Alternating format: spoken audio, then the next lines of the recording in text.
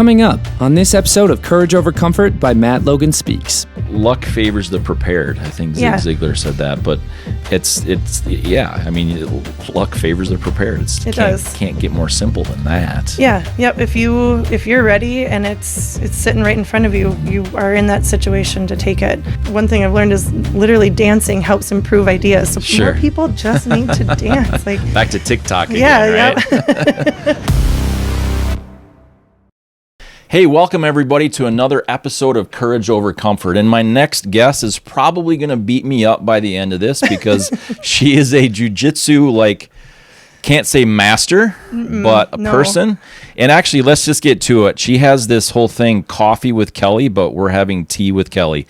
Please help me welcome Kelli Reed. Welcome. Thank you. Absolutely. I didn't warn you on my intro or anything like that, and until that very second, I didn't know how I was going to intro you even. I loved it. But you're a soccer star? That's legit. Yes, the jiu-jitsu, you've done it. One or two classes of jiu-jitsu and about 23 years of soccer. There you go, see? Yeah. And tell us a little bit about yourself. So I grew up here. So I can drink tea. Yes, you drink while I talk. Yes. That's new for me. I'm usually the one trying to drink while I'm talking. But I grew up Sorry, it's not coffee, by the way. That's okay. I've had way too much of that today. Okay. Well, there's still caffeine in. Well, maybe not yours. Mine, there's caffeine in. It tastes great. I love it. All right. Go ahead. Sorry. No, that's okay. But I grew up here in Byron, Minnesota, and played soccer starting at the age of 5. My family they were all athletes. My dad was a college football player at SDSU. My mom it's her birthday today. Oh, no kidding. Yeah. Happy birthday, Mom. Yeah, Jan Reed. Shout out to you. I'm not sure when this exactly will air, but today, say the date so that. April 28th. Yes. Yep. So perfect. Birthday today, and got her some flowers and everything. So awesome. Get to celebrate that. But she was an athlete back when women weren't really supposed to be athletes, and she actually got third place in a bodybuilding competition in college. Fun. And made the paper. Has a trophy that's like 3 feet high.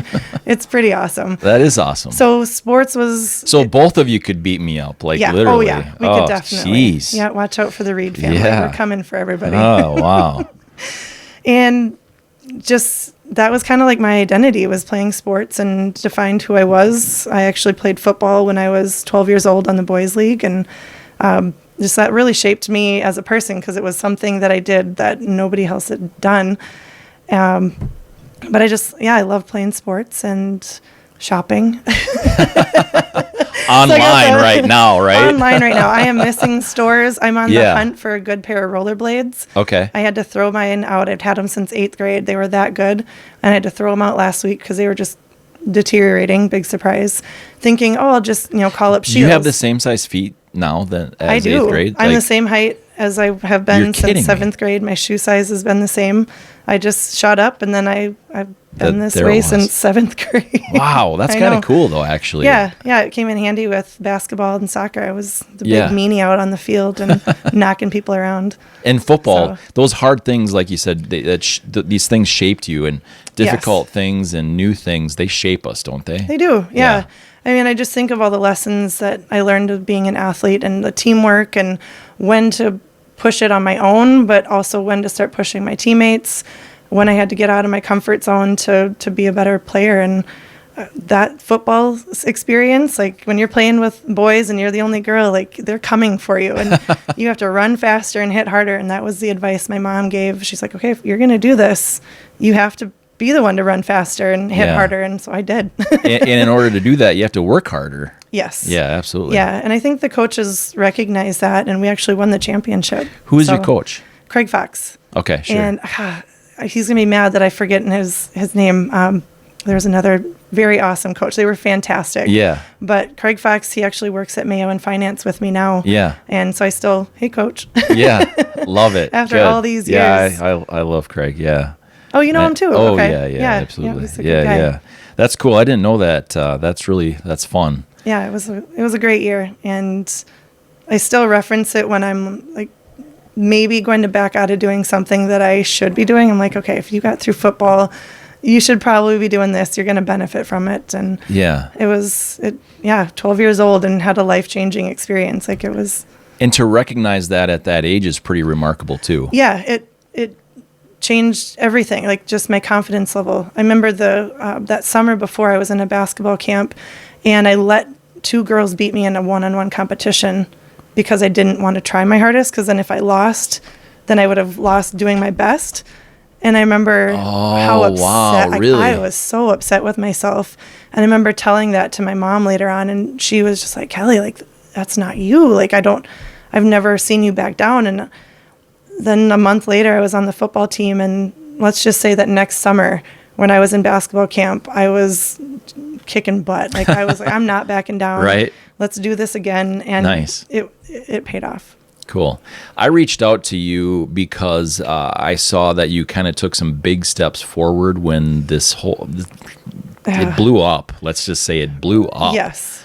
Good, bad, or in between, or whatever, however ugly you call it, it blew up. Yeah, this is a crazy time. And that's the courage, right? I appreciate that. Why did you do that? Why did you step forward and do what you're doing? That's a really good question. I mean, the way it started out was so simple.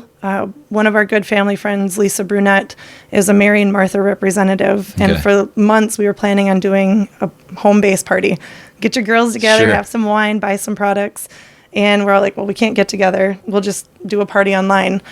And all of a sudden, Lisa had this idea. She's like, I think we need to make this bigger. I think we need a web page or like a Facebook page to just help people support each other. Mm-hmm. And my mom and I are part of Reed Life Mastery Consulting, and we're life coaches. Okay. So for the last 3 years. Any relation to your family? Just a little bit, yeah. We might have named the company after us. Okay. I know. In case that went over anybody's head. We are the only CEOs and the only employees of the company. Perfect. I love it. Yeah. So we get total control over what we do. Yeah. And when she mentioned that, we're like, yeah, this is perfect. Like, we would love to be on board. She's got a great message, and Facebook has a good platform. So we're jotting down ideas, and they're like, Kelli, I think you should introduce us. And, Coffee with Kelli, it's got a nice ring to it. So on I go that first day, and they're like, you're really good at this. Like, you should do it every day. And I was just, the main purpose that I was going for was, let's start the day out with some joy. A cup of joe with some joy. Yeah. I mean, I love a play on words, and putting our message out there in a non-stuffy way. Like, I don't want to be like, all right, here's the lesson of the day, guys. Sure. Like, I wanted it to just be kind of like fun and exciting. They're not going to know what to expect. We don't usually have an agenda, what we're talking about. Sometimes it's 8:30 and I'm like, oh, well, what should I say today? Yeah. And just go on and just kind of shoot from the hip and see what is bringing me joy for the day. And with the last 3 years of training as a life coach, I feel like these situations where it's tough and we're struggling, like, I still have my lows, I still have my highs, but they don't seem to be as drastic. Sure. And I want to help people to learn how to do that and get through the littlest things or the biggest things. And there's a lot of different ways that they can do that. And I think Coffee with Kelli is just a fun way to start the day. And I've been really surprised with the response that we've gotten. I've enjoyed it. I'm glad that people are wanting more of it, because that means that we're doing something right, that they're needing that joy. For sure. And I think when it works is when you can be like transparent and vulnerable, right? Yeah. Like, and then people understand that it's just real, right? Exactly. It's not, you didn't, even though you went to 3 years of training, you said, and things like that. But when you can take that training and then apply it to your own life, and then they can see that working in you as you're doing these things, right, it definitely builds the trust, doesn't it? I would hope so. I mean, one thing I always worried that when people hear me say I'm a life coach, they think my life is perfect. And it's far from that. I mean, I still struggle every single day. I still wake up doubting myself. And it's the things that I've taught myself to say over and over, like, Kelli, you can do this. You're awesome. I mean, those simple little affirmations that are cheesy, I do them because... I have a cheesy one for you at the end. Okay. I have to wait for it. You have to wait. Darn it. Yep. And they work. And some people don't want to hear that. They don't want to hear, oh, just say a daily affirmation and you're going to be better, because it's not always that way. It's a lot more. And the one thing that has always stuck out with our training is that decision. Mm-hmm. Like, once you decide for something, things shift. Like, it just, people are called upon, they're sent to you. It sounds kind of spiritual and foofy. Some people will think that, but at the same time, you have to be like, it came out of the blue. Well, no, actually, it didn't. Like you put that message out there and you said, I want to bring joy to people in the morning. And all of a sudden, people are logging in and they're joining you and you didn't expect it. And they're reaching out and the comments are fun and you're having this dialogue and there's that connection. And it gets bigger and more exciting every single day. And then all of a sudden this random guy calls you up to do a podcast and you get another chance to put some joy out there into the world. And that's, I think 3 years ago, we started this path and I never would have thought that this is where it went, but that's what we're ready for. We're ready for an opportunity to reach more people. And we had not branched out into social media a lot, so this is a great opportunity to kind of dip our toes in and have some fun with it. How did you do that before then, if this is like the first dip, as you put it, into social media? Just word of mouth? Like, that's what I'm saying, like a website, what? So there's a lot of networking groups, and so you go to there's like the coffee networking in the mornings, and then they have, we're part of a group called Refine, and they meet, I think, one Wednesday every month, and you get a chance to speak, share your opinions, share your thoughts, your business opportunities with people at a table, so it's a little bit smaller opportunities. And then we're also speakers. So we will set up our own events. We'll invite people to come. We'll be up on a stage with PowerPoint presentation behind us. We're usually playing music. We're dancing a lot. And we try to make it as fun as possible. And the setup that we have, the program that we've been taught to lead is just genius. I mean, this is 40 years of research that we have and are able to present to people. I mean, we're not saying we came up with this. Like, this is Mary Morrisey is our mentor. She and her team researched this. They planned it out, and it's just amazing. The amount of information that we can give to somebody in 18 minutes, 30 minutes, an hour, a full day, a weekend. I mean, it just, whatever is needed. And we're asked to do speaking engagements as well. So that's how we get our message out there. Sure. I had 37 speaking engagements lined up for this spring. Oh, wow. And I don't say that to be impressive at all, because there's other speakers that do twice that in the amount of time I do. Right. But why I say that is that this whole thing changed, obviously. Right. Those are all canceled. There's still some in June that aren't canceled yet, but I'm sure they will be. Yeah. I had my own big live event for the middle of May that we had to cancel. You can't even legally hold that at this point and things like that. What do you do and say, like, to people? So first, let's put this in two parts. Sure. What do you personally do when you have these events and you can't do them, and that builds your network, right? Right. Social media is great and all that, but that live atmosphere does not build a network like anything else on the planet. Yeah. I don't care what kind of social media, and I don't care what kind of money you throw at it. Face to face, whether Personal it be a big, connection, you cannot, there's no substitute. Exactly. So what do you do there? You don't have any speaking engagements now. You can't grow it in that sense. So let's do that, part A. Part B is, what do you tell people like me? How do we do that? Because there's a lot of people out there like us. Yeah. That's wiped off the planet. So part A, I think it's just practicing, like, when you're speaking to them, this is a lesson out of the Kardashian book. You make everybody feel like you're friends. Kardashian, what's that? The Kardashians. Who's that? Kim Kardashian. No, I'm just kidding. So one thing that I know who they are. I don't follow them though. I don't follow them either. I'm just teasing. Yeah. So I just read an article trying to throw you off a little bit. I know, right? You're good. She talks to people through the camera like you're sitting right next to them, like you're on, like you're the only person that Kim is there for. She's like, hey guys, like we're all good friends. Like we already know each other. And she just talks like we're sitting down with her. And when you are able to break that barrier without it being, we can't sit across the table from somebody, or you can't dance with them. You have to pretend that they're right in front of you. Well, there's TikTok.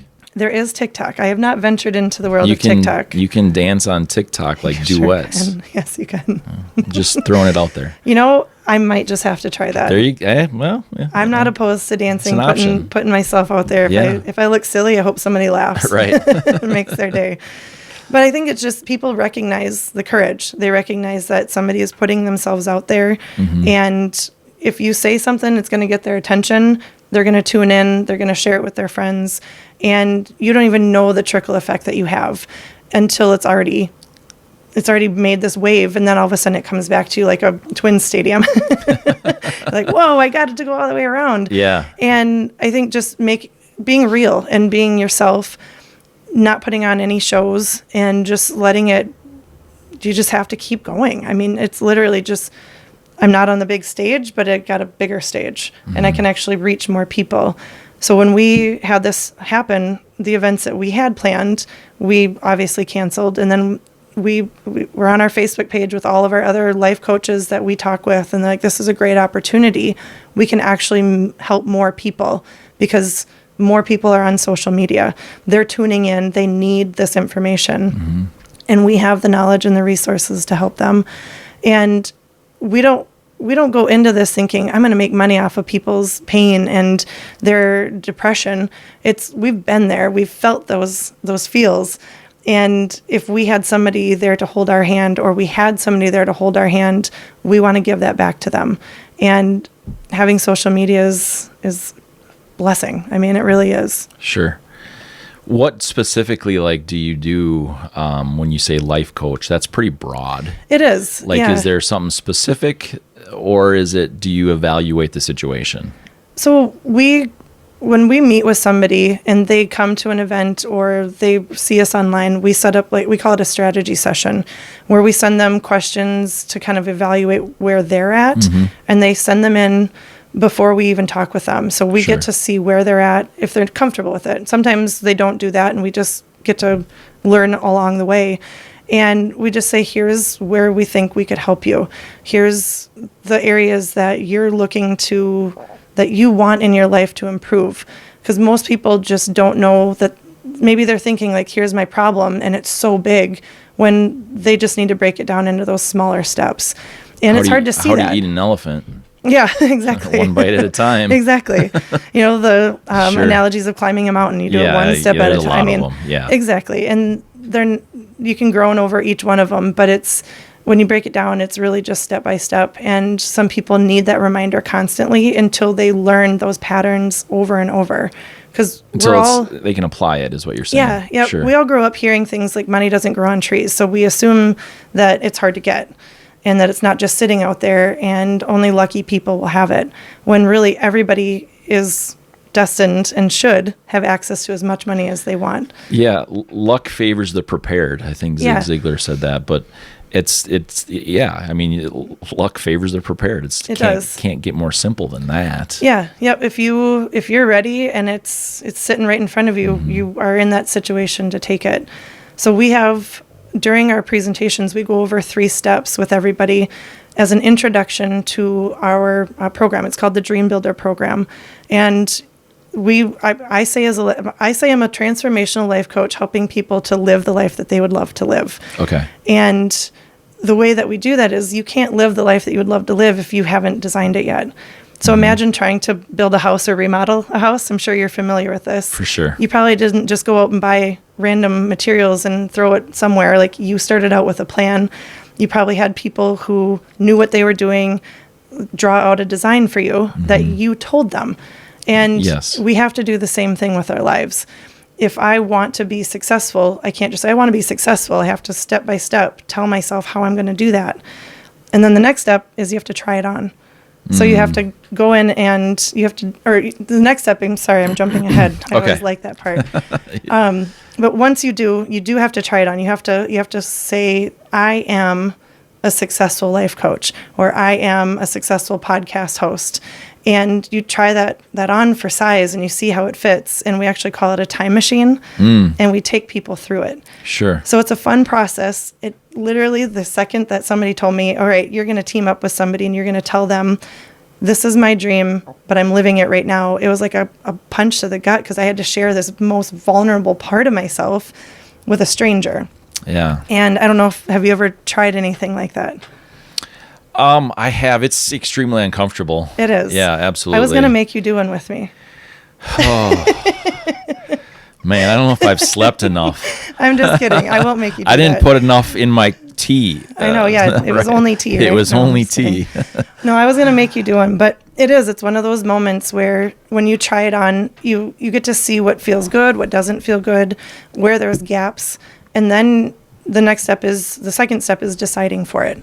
Okay. So you actually make that decision that this is what I want, and then you befriend your fear. So the third one is you befriend your fear because it's terrifying, because you have to step out of that comfort zone of what you knew into another world, another lifestyle of the unknown. A lot of people will be mad that you're successful and they're not. How is that going to feel? Are your friends going to come along with you? Are they going to be mad that you're progressing and leaving them behind?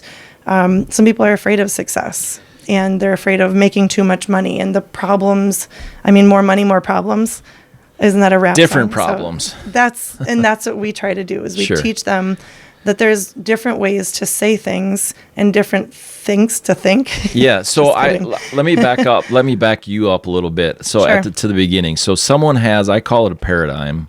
Yes. I'm not the only one, obviously, but someone has this this frame of mind, this script that they've Yeah. grown up with, right? Yep. And so it's extremely difficult for an adult Yeah. to have that, as I say, paradigm shift. Yep. And I'm thinking this way, this is the way I do it, this is the only way I do it, and everybody else is wrong. How do you take that paradigm of theirs and move it over? It's the same thing with taking that first action step is you just have to. But no, how do you move it over? That's Sure. you're saying how they move it over, but you have to. Me personally. No, as you have to kind of kick them a little bit sometimes. Yeah. I mean, I know that. Yes. I mean, I work with people too. I'm not a trained person. I just kind of help people deal with some of the same things I've dealt with. But you have to kind of, like I say, set the boundaries. Yep. Right. Like you said, hold hand. Right. To a certain extent. Yes. Yeah. Yep. And obviously that's a figure of speech. Yeah. But Yep. to me, it's not successful. Sure. And what I do is I say, okay, where do you want to go? Mm-hmm. I'll walk alongside you for this amount of time. Right. And if you want to ask questions, if you want this and that, and kind of set those boundaries. Right. But when we get to this point, you have to decide. Exactly. If you don't decide, it's nice knowing you. Exactly. Right? I mean, It literally, is. I've told people that. You do. And And so how do you get that? Like, you got to kick them that way. I know you do. Break time. Break time. Break time. Yep, time for a break. We'll be right back.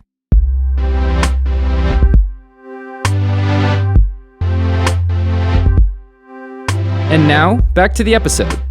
you have to. And you have to, I mean, it starts with the basic confidence in themselves that they can do this. Sure. And it's building them up slowly to believe that they're capable of anything. But if they don't believe that, my job literally is one of the toughest to do. Like, I can't give you confidence unless you want confidence. Yeah. But you can, and so what you kind of said it at the beginning, let me word it like this, but Sure. you kind of show them that they are capable. yes. Yeah. Yeah, I mean, just with steps, like if you're going, like just by giving them the design, the idea, giving them the pattern of success, of you decide for it, and you tell people about it. There's that accountability. You set a date for when you're going to do it. Yeah. And if you miss that date, you set it again. And if you miss that one, then you reevaluate and you think, Yeah. okay, why am I not doing this? And maybe it's really not something you want, or you're just too afraid and you need more support. Maybe the life coach just isn't enough and you need a therapist. Maybe Yeah. you do need more friends behind you. And some people are coming from, I don't want to say behind, but they have such a set mindset that it can take years Yeah. of almost reconditioning for themselves, of just constantly repeating different phrases than they're used to get them to where they need to be. and the rhizome zone or rhizome layer system with the bamboo. Oh, And yeah, I've heard of it, I how guess. it's like yeah, they grow I'm an not- inch yeah, the yeah, first 5 years because everything is underneath. Yeah. They're building that base knowledge. Yep. The roots have to be strong enough for when they finally shoot up Yep. that it can support them. And I've felt that firsthand with life coaching. I mean, it's taken me 3 years to put myself out there as a life coach because I was like, why would people want to follow me? What do I have? Why Yeah. would they want to listen to me? That's real. It is. Yeah. And feeling that sucker punch every time I wasn't doing something. And finally it was like, okay, I got to just do it. And you do it. And weirdly enough, it's not as hard as you think. Yeah. And it's easy. And Stop waiting and jump in the deep end. yeah.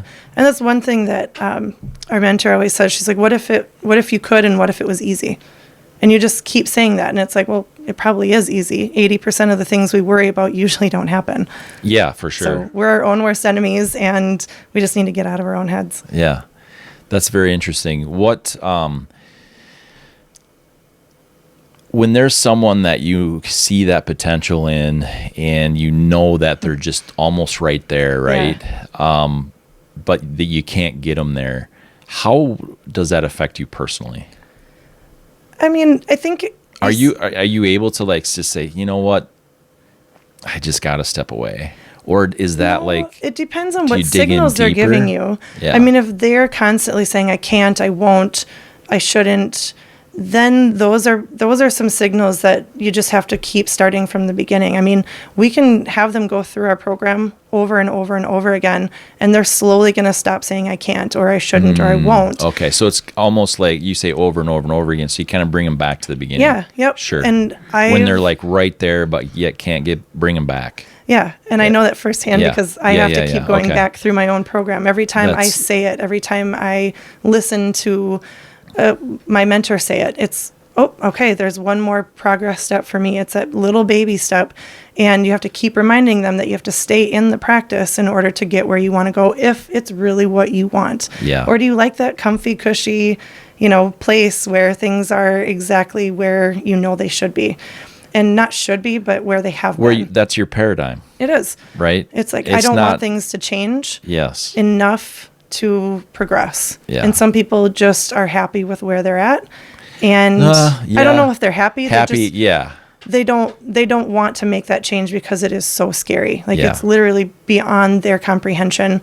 And eventually it's one of those, it's kind of this waiting game where they have to decide on their own. And you'd think it would be frustrating in this line of work, but you do see these breakthroughs and you see people just their relationships change, their health changes, the way they feel about themselves. And it's a really cool progress because we see the small steps. We get to remind them of their small steps. And then all of a sudden they'll have a breakthrough. Sure. And they're just like, whoa, like I didn't see that coming. And it's like, well, we did. It's just, you're going to start seeing these patterns more frequently in your life, and you're going to start recognizing when you're on the right track. Because we all have this little voice in our heads telling us what we need to do. Yeah. And the more we listen to it and the more we trust it, it really goes a long way. Like we all know what we need to do. Yeah. It's just, are we listening?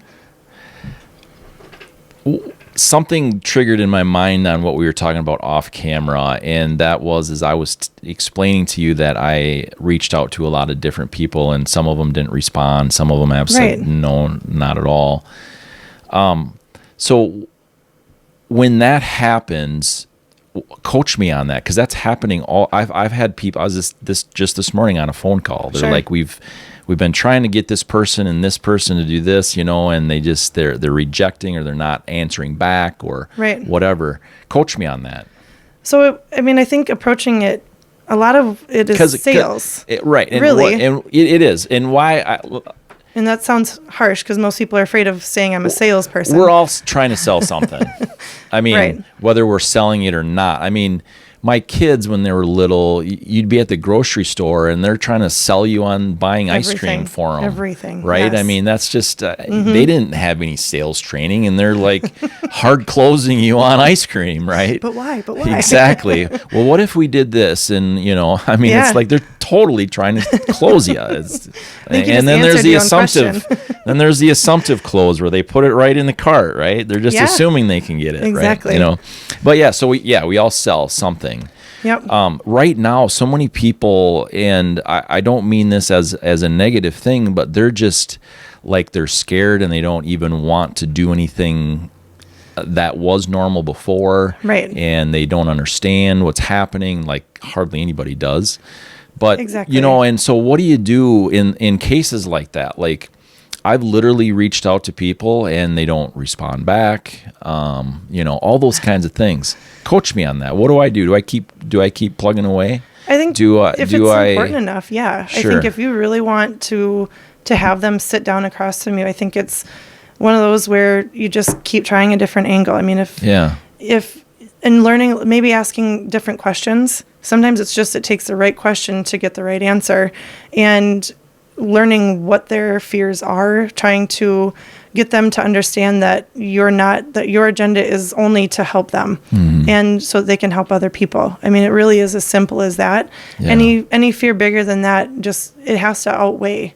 The benefit has to outweigh what they're afraid of. Yeah. And it's kind of a guessing game, but really just listening to them, getting down to where... I can't listen to them. They're not responding. Oh, darn. See? I mean, that's something you might have to listen to. But I hear that a lot, like right now. You talked about comments and shares and all that kind of stuff for social media. Right. I can literally track. I've done it and looked at it. Can literally track since this has happened. Comments, likes, and shares have declined. Sure. However, the reach has increased. So you have analytics and stuff that you can look at some of those things. Yes. So so if you put everything in one bucket, right, and the growth in the last 30 days has been 130%. Wow. If you put it all in one bucket. But the comments have gone down. Okay. The shares have gone down. Sure. And I'll actually reach out to certain people and say, hey, what'd you think of this? Oh, I loved it. I'm like, I figured you didn't see it. Right. You know what I mean? You didn't say anything. So I've been personally tracking it. And so people are scared to do anything right now. Do you see that? I do. Putting themselves out there because what's happening is the people who are in general on whether it's I don't even mean this politically, but whether you're on the right side or the left side, people are totally destroying each other. They are. And then so when you're reaching out to someone, do they feel like you're going to be destroyed? Right? Like did they think that I'm going to reach out to them because I am going to destroy them? I don't think that wasn't how I felt. Right, but so I don't think that you didn't put that vibe out there at all. But you see what I mean, like how people could receive that? Definitely. Yeah. I think it is that if they say something, it's going to cause controversy, or they're going to have backlash, or they're going to hear about it down the road, or could come back and haunt them. And maybe it's just not something that they're wanting in their life. Maybe they just they want it simple. No, they're wanting it, but they're not accepting it. Okay. And I don't, so here's where I want to drive the point. Yeah. To is that when stand for something. Okay. Right? Yep. And so you're saying, that they're afraid they might say something. So stand for something. Exactly. More people need to stand for something. I'm not telling them what to stand for. Yeah. But I'm saying stand for something. Right. Compassionately. Mm-hmm. You got to combine those two things. Right. We discovered off camera that we don't vote the same direction. Exactly. And that hasn't changed the conversation at all because it doesn't matter. It does not at all. And so that's my point, right? So you just stand for something. Yeah. Don't be afraid to comment and things like that. And when someone reaches out, you have to take that hand back, right? You have to say, I accept. Yeah. And I'll take that. But I see so much of that right now. Am I wrong? No, I agree. I think that there's the people that they're excited that somebody's doing it for them, and they could never imagine doing it themselves. And they'll send a private message like, oh, that was really cool. Yeah, I get a lot more private messages than ever before. Yeah, exactly. And that's, I think I used to be that person who I would watch and then I wouldn't comment. And maybe send them something like, hey, good job, way to put yourself out there. Yeah. Good. Right. Glad it wasn't me. Yeah. And I don't want anybody else to know that I think you're doing good. Yes. And then you see people that are doing it constantly, and their careers are still progressing. Their friends are still calling them. Their family still loves them. Nothing has changed. None of the big major factors have changed in their lives. And you think, okay, this really can't be that bad. And just breaking it down, showing them that it's possible, that you're doing it. There's so many other people. I mean, right now, Instagram has, if you log in and have notifications, it's this person's going live, this person's going live, that person's going live. So a lot of people are stepping out there. Maybe they're afraid of just literally having a microphone in their face. Sure. And the lights are scary to them. Who knows? I mean, it's asking maybe the approach to get them to where they need to be needs to be more aggressive. Maybe it's softer. It's literally reading all of their signals and seeing what approach you can take with them. Yeah. But any opportunity with a person, you never know where they're going to go. And you just have to keep trying if you really want that badly enough. Yeah. So, and I'm not worried about it. I just wanted to make the point of this is happening a lot more than ever before. Right. And it would be nice if they kind of said what they would. I think that they would be excited to get their message out there. Well, right. And I think that to another thought, I don't know if you've seen my circles video that I put out there, and so I'll show it to you later. Okay, but sure. It's so one of the big reasons why I wanted to do this was because, and I said this before the pandemic and whatever else the world blowing up you want to call it, but and that is really the idea of this is to people make those circles and they block people out, right? Yeah. They block all kinds of different things out in their life, especially people. So what I wanted to do is I wanted to draw a circle around them. Okay. Right? And so now they're in my circle. Okay. Right. And so that's kind of the idea behind it in things is like just drawing those circles around that and including people. Sure. And then and if they're in my circle, guess what automatically happens? Their circle gets bigger. It does. Yeah, and exactly. their network gets bigger and things like that. So, but I see more and more people shrinking their circles so much and blocking so many things out. Right. And it drives me crazy that everybody's calling it social distancing. And I've said over and over in a lot of different things, including an interview, physical distance. Okay, I get that, right? Yeah, but socially, that's more important than ever. Yeah. That was one of my biggest fears was the mental health, and people work so hard for their businesses, and they have to be creative. They have to think of new ways, and some people can only do so much with their business. And I really worry about minorities. I worry about single moms. I mean, coming from being a single mom myself, fortunately, I still have my job, but I can only imagine most women's jobs are not there anymore. And I can't imagine what they're trying to do to keep their kids safe and healthy and alive. And just that added stress, and they can't reach out to people. Their support system is gone. And I don't think that that's what this was supposed to do. I think that I still have my son go to my parents for daycare. I have to. Mm-hmm. And some people are mad at me for doing that. And it's literally one of those things where in order for him to get out of this with a good mental health ability, we need that support. And we made choices. We've cut ourselves off from other people in order to appease, to make sure that we were safe. But it definitely caused a lot of stress and anxiety that an 11-year-old and all these children, I don't think, are going to understand. And how is this going to turn out for them? And just that's where I think that the social distancing aspect of it really was. It was worded terrible. It was. I agree. Terrible. I think that by supporting more people and encouraging people to get outside and to still talk to people, reach out more, and help others is more important than ever. Yeah, but you can't. There are ways. There are ways. I'm playing devil's advocate, obviously. I know. And now, a quick break from the podcast. Make a pizza, chill on the couch, get a massage. We'll be back in about 10 seconds.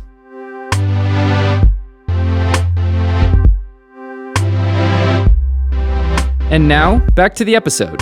the play on words is so important because it does drive that wedge. And, so now people say, oh, I can't do this, I can't do that. And let's just, be honest, people look for excuses not to do it too. Right. And so now they have one, and, Right. people can't get mad at them and all those things. Yeah. What do you do when people get mad at you for that?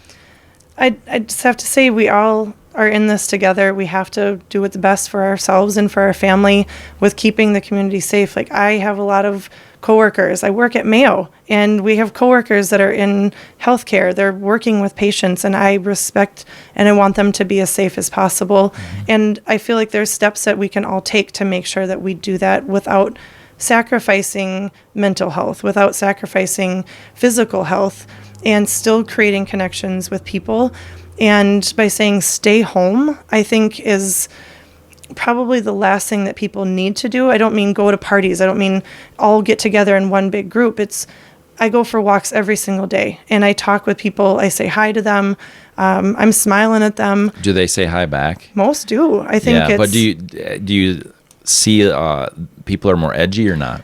Are you probably walking? Silver Lake is walked in way more than it should be with how much goose poop is down there. Yeah, and that's kind of my point. So it is. It's like as I'm saying hi and smiling, we're doing the circle around. And we don't know what this is. We don't know where it's going. And if people need to be cautious, stay home. Then like you said yes, before. Yep. And for me, I think that if I wasn't walking, I wasn't getting vitamin D and doing all that, I feel like my immune system would be lower, so therefore I'd be more susceptible. And I don't have any underlying health conditions to make me more susceptible to this. So I want to do my part to stay healthy so that I don't get this and I don't pass it on. And we hear both sides of the story. Get out and be active, stay home. Yeah. So where do you listen? And social distance, stay home, get out and be active and get, it's exactly. like exactly what? Yeah. Yep. What am I supposed to do? You have to make the decision for yourself, and you have to just be comfortable with it and do what you have to do to make sure that you're okay. And people have a hard time hearing that you are looking out for number one, when really, if I'm not looking out for me, I can't help anybody. Exactly. And then that's there's more the trust too. Why doesn't anybody trust each other anymore? Exactly. Why doesn't society, and I see it all over the place. Just before you got here, I was looking at something, an email that somebody sent me, and they screenshotted some stuff. And I'm like, are you kidding me? Right. This person is really saying this to you? And this is where's a time the when trust? We don't need that. We don't need judgment. We don't need people to be throwing accusations. It's frustrating. And I haven't gotten a lot of people, but they're just like, they'll do it in an underlying way, like, okay, be safe. Like, I'll be like, oh, I'm going out for a walk, or I'm meeting up with somebody to go for a walk. Yeah, it's like when you get in the car. Right. It's like when you get in the car and somebody's telling you, well, be careful. Well, take the fun out of it, right? I mean, but it's like that is said in the sense of I care about you. Yes. But right now, the way people are saying things is not like I care about you. It's like, hey, I don't approve of what you're doing. It is. And there's a judgment. Anytime we judge other people, I think it's more of a reflection on that person or ourselves than it is on anybody. And it's just, do they need my opinion? Did they ask for it? And if they didn't, why am I sharing it? Because they're not going to be open to receiving it. And that's the same, like I could offer you coaching, but if you're not asking for it, it's going to go right over your head, or you're going to not listen. Right. So it's just be kind, like be nice to everybody and know that they're doing their best. And just do you, like do it, do your, like be you. And be you. Yeah. And don't block other people out, but be you. I mean, if you're not going to get together in those big groups, that's great. That's fine. Yeah. I don't recommend anybody taking photos of large groups and posting it on social media to call them out. Like, just do what you have to do, and we're going to be okay. Like, we'll get through this. I'm not an expert. I'm not a doctor, but I know that we're going to get through this, because we've gotten through 100% of all obstacles we've been through. We're still here.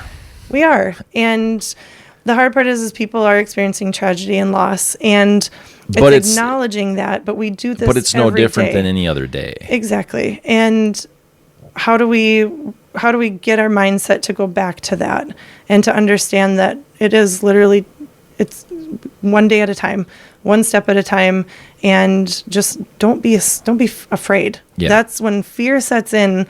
It's not the way to go. I mean, fear leads us down a whole different path that is scary and unknown and is not conducive to bigger, better ideas. I mean, we literally, our ideas shut down when you start being fearful and you stop thinking of problem solving and ways to progress. Yeah. And when you start, I mean, it sounds cheesy, but thinking in like the love way, like what would I love to do or how would I love to get through this?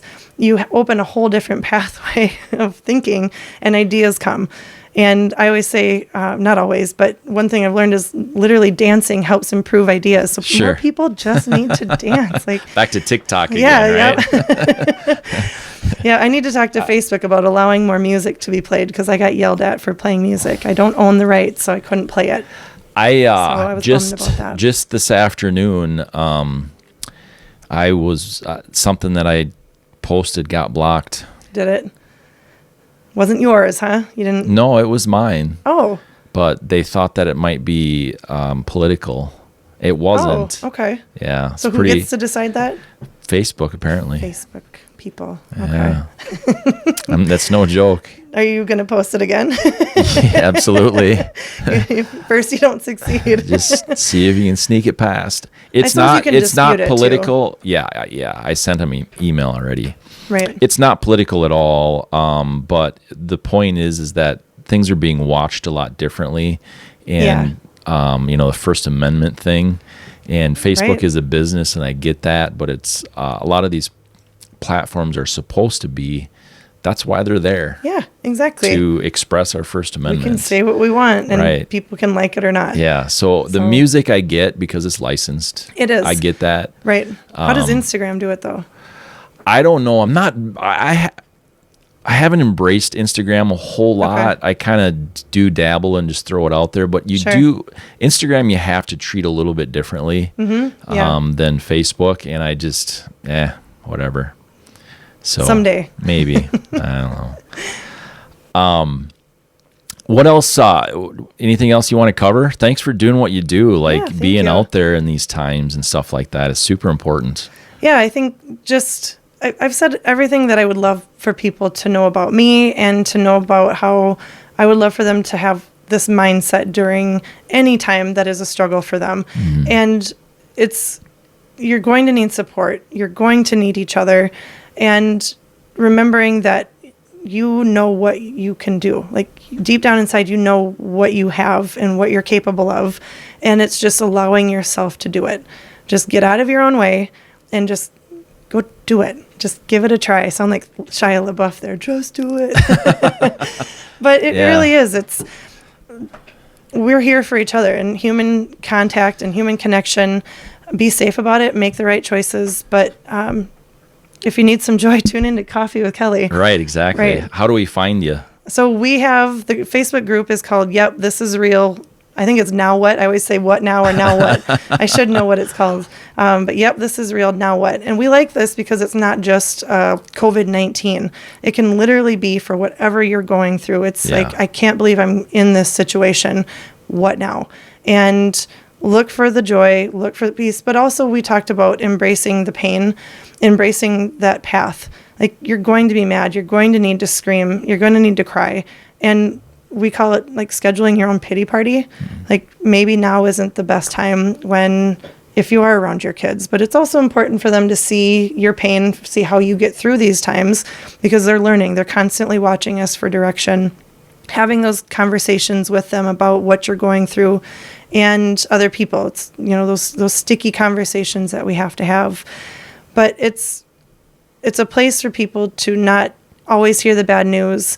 The page isn't supposed to gloss things over, but it's also, we want to give you tools and resources to know that there's other options than to just stay in that misery. Mm-hmm. And it's not an easy process to get out of. It's not easy to feel hope when you don't see it. But if you just keep trying and keep looking for ways, it will be there eventually. All of a sudden, one day you're going to just laugh and you're like, oh, what was that? Like, I didn't see that coming.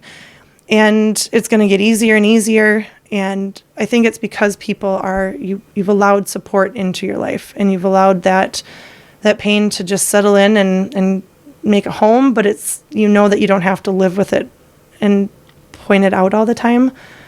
So there's where we want people to feel that they can come and just have a good time, ask the questions, but also know that we've experienced these hardships, and it's not just with the COVID. I mean, it's not just with that. It's whatever you're going through. We understand. I would call you and what you are doing a solution.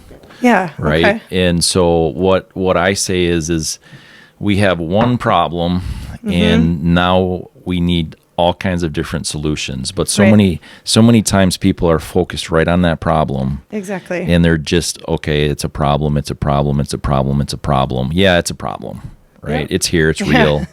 Right? Like you say. Yeah, we see it. Yep, it's there. I get it. But okay, now what, right? What is the solution? Right. Because there's always a ton of different solutions to the one problem. Exactly. And while you say COVID isn't the one problem, it's not. So I appreciate that. But what I would say is your solution. So yes, thank you. I like that version of that. And we need solutions. We do. And to go back to like another way of how we started this was with our training, we have a program called Standing Firm while your world is shaking. And that's literally what is happening. Like the whole entire world is just shaking because nobody knows what to think. It's like, okay, when's the next earthquake? When's the next, thing going to happen? And we talk about the process that you go through and ways that you can, go back and forth, but eventually you just keep progressing forward. And we want to put it out there in a fun way. We want to put it out there in a realistic way, and hopefully reach as many people as we can. That's what we're excited when it got big, and it's not huge, but it's enough people that I think they're sharing, they're inviting their friends, and they're getting that message out there that it's going to be okay. We have resources, we have solutions. So perfect. Well, let's close with this. Okay. You are shiny. You are strong. You are hope. You are influential. You are necessary, and you are you. Wow. So thank you for being shiny. Well, that's my acronym.